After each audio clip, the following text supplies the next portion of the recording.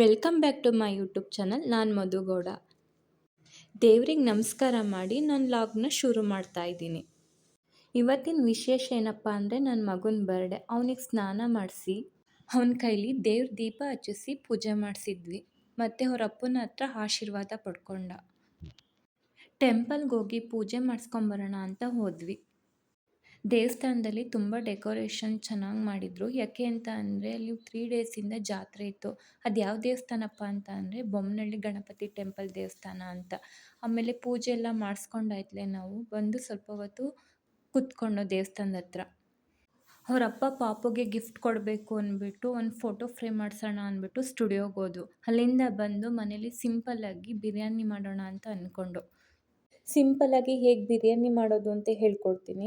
ಒಂದು ಜಾರ್ಗೆ ಈರುಳ್ಳಿ ಹಾಕಬೇಕು. ಈರುಳ್ಳಿ ಹಾಕ್ಕೊಂಡಾಯ್ತಲೇ ಬೆಳ್ಳುಳ್ಳಿ ಹಾಕಬೇಕು. ಮತ್ತು ಅದಾದಮೇಲೆ ಶುಂಠಿ ಹಾಕಬೇಕು. ಅದಾದಮೇಲೆ ಕೊತ್ತಂಬರಿ ಸೊಪ್ಪು ಸೇರಿಸ್ಕೋಬೇಕು. ಮತ್ತು 3 ಚಿಲ್ಲಿ ತೊಗೊಂಡಿದ್ದೀನಿ. ಚಕ್ಕೆ ಲವಂಗ ಹಾಕ್ಕೊಂಡು ಈ ಥರ ರುಬ್ಕೋಬೇಕು. ಇದು ರುಬ್ಕೊಂಡಿರೋ ಮಿಶ್ರಣ. ಸ್ಟವ್ ಆನ್ ಮಾಡಾಯ್ತಲೇ ಕುಕ್ಕರ್ ಇಟ್ಟು ಆಯಲ್ ಹಾಕೋತಾ ಇದ್ದೀನಿ. ಆಯಲ್ ಹಾಕ್ಕೊಂಡಾಯ್ತಲೇ ಸ್ಪೈಸಿ ಐಟಮ್ ಏನೇನು ಹಾಕಬೇಕಪ್ಪ ಅಂತ ಅಂದರೆ ಎಲೆ, ಕಸೂರಿ ಮೇಥಿ, ಚಕ್ಕೆ, ಲವಂಗ, ಏಲಕ್ಕಿ ಇದನ್ನೆಲ್ಲ ಹಾಕ್ಕೊಂಡು ಫ್ರೈ ಮಾಡ್ಕೋಬೇಕು. ಅದಾದಮೇಲೆ ಈರುಳ್ಳಿ ಹಾಕಬೇಕು.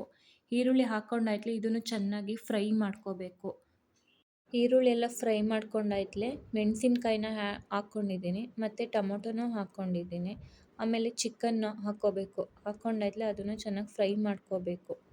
ಚೆನ್ನಾಗಿ ಫ್ರೈ ಮಾಡ್ಕೊಂಡಾಯ್ತಲೇ ಅದಕ್ಕೆ ಸ್ವಲ್ಪ ಅರಿಶಿನನೂ ಹಾಕ್ಕೋಬೇಕು. ಅರಿಶಿನ ಹಾಕಾಯ್ತಲೇ ರುಚಿಗೆ ತಕ್ಕಷ್ಟು ಉಪ್ಪು ಹಾಕಬೇಕು. ಮತ್ತು ನಾವು ರುಬ್ಕೊಂಡಿರೋ ಅಂಥ ಪೇಸ್ಟ್ ಇದೆಯಲ್ಲ ಅದನ್ನು ಹಾಕ್ಕೊಂಡು ಚೆನ್ನಾಗಿ ಫ್ರೈ ಮಾಡ್ಕೋಬೇಕು. ಫ್ರೈ ಮಾಡ್ಕೊಂಡಾಯ್ತಲೇ ಬಿರಿಯಾನಿ ಪೌಡರ್ ಹಾಕ್ಕೋತಾ ಇದ್ದೀನಿ. ನಾನು ಮುಂಚೆಲೇ ಅಕ್ಕಿ ನೆನೆಸ್ಕೊಂಡಿರ್ತೀನಿ. ಅಕ್ಕಿ ನೆನೆಸ್ಕೊಂಡಾದ್ಮೇಲೆ ನಾನು ಬಿರಿಯಾನಿಗೆ ಹಾಕ್ತೀನಿ. ಯಾಕೆ ಅಂತ ಅಂದರೆ ಬಿರಿಯಾನಿ ಉದುದ್ರಾಗುತ್ತೆ ಅಂದ್ಬಿಟ್ಟು 3 ಗ್ಲಾಸ್ ಅಕ್ಕಿ ತೊಗೊಂಡಿದ್ದೀನಿ. 3 ಗ್ಲಾಸ್ ಅಕ್ಕಿಗೆ 6 ಗ್ಲಾಸ್ ನೀರು ಹಾಕಿದ್ದೀನಿ. ನೀರು ಹಾಕಾಯ್ತಲೇ ಸ್ವಲ್ಪ ಮೊಸರನ್ನ ಹಾಕ್ಕೋಬೇಕು. ಮೊಸರನ್ನ ಹಾಕ್ಕೊಂಡಾಯ್ತಲೇ ಕೊತ್ತಂಬರಿ ಸೊಪ್ಪು ಸ್ವಲ್ಪ ಉದುರಿಸ್ಕೊತಾ ಇದ್ದೀನಿ.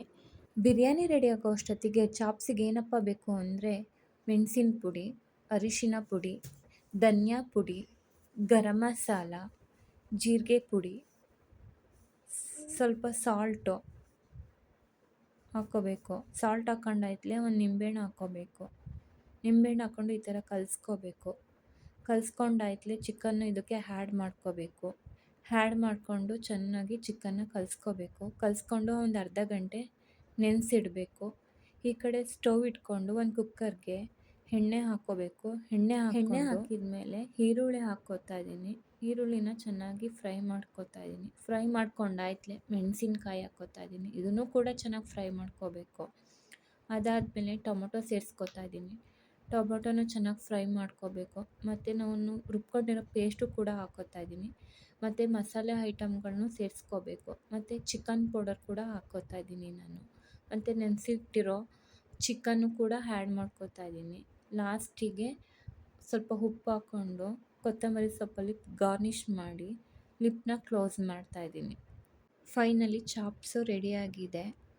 ಚಾಪ್ಸು ಮತ್ತು ಬಿರಿಯಾನಿ ಎರಡೂ ಕೂಡ ರೆಡಿಯಾಗಿದೆ. ನೀವೇ ನೋಡಿದ್ರಲ್ಲಿ ಹೇಗಾಗಿದೆ ಅಂತ. ನಾನು ಮತ್ತು ಅವ್ರ ಪಪ್ಪ ನಮ್ಮ ಪಾಪುಗೆ ಫೋಟೋ ಫ್ರೇಮ್ ಗಿಫ್ಟ್ ಮಾಡಿದ್ವಿ. ಮತ್ತು ಈ ವರ್ಷ ಸಿಂಪಲ್ಲಾಗಿ ಬರ್ಡೇ ಸೆಲೆಬ್ರೇಷನ್ ಮಾಡಿದ್ವು. ನನ್ನ ಚಾನಲ್ ಇಷ್ಟ ಆಗಿದ್ದರೆ ಪ್ಲೀಸ್ ಸಬ್ಸ್ಕ್ರೈಬ್ ಮಾಡಿ ಪ್ಲೀಸ್.